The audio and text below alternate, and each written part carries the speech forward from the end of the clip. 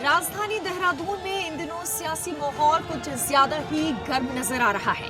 एक तरफ जहां सरकार पीएम मोदी के दौरे को सफल बनाने में जुटी हुई है, तो वहीं दूसरी तरफ सरकार के सामने देवस्थानम बोर्ड एक बार फिर गले की फांस बनता हुआ नजर आ रहा है।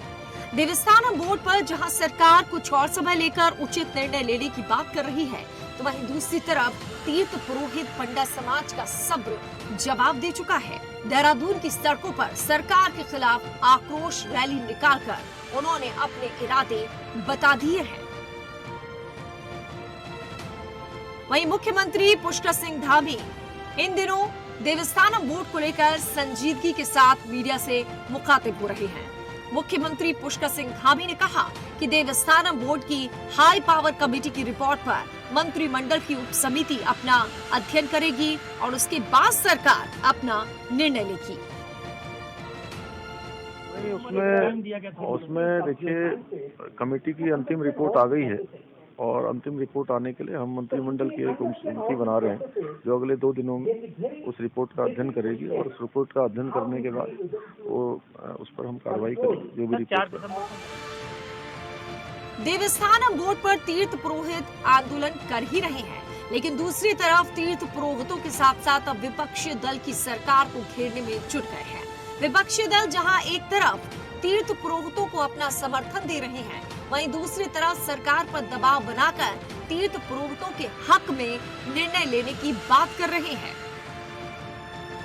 इस तरीके से सत्ता में बैठे हुए लोगों ने सत्ता की मद में मदमस्त होकर के विधानसभा के अंदर देवस्थानम बोर्ड को बहुमत के आधार पर कानूनी जमा पहनाने का काम किया।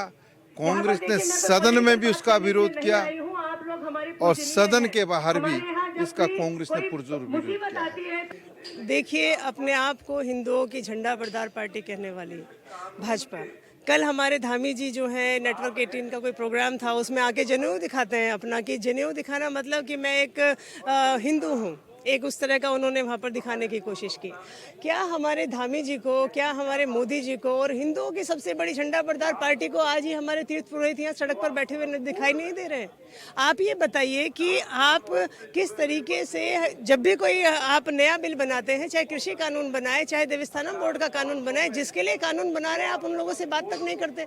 कृषि कानून आपने बनाया, आपने किसानों से बात नहीं की, आपने देवस्थानम बोर्ड बनाया, आपने हमारे पंडा पुरोहित समाज से बात नहीं की। जिसके लिए आप कानून बना रहे हैं, एटलीस्ट उस कमेटी में उन लोगों को शामिल होना चाहिए।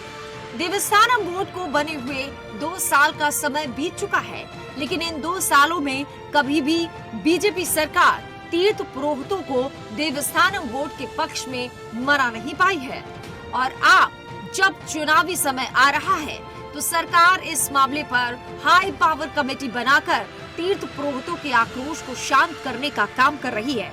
लेकिन जिस प्रकार से तीर्थ पुरोहित आक्रोशित नजर आ रहे हैं, उससे सरकार के लिए चुनाव में भी ये देवस्थानम बोर्ड गले की फांस बनेगा और फिर शायद सरकार के लिए जनता के सामने इस मामले में जवाब देना मुश्किल हो सकता है। इंडिया वॉइस के लिए देहरादून से अभय कैंत्रा की रिपोर्ट।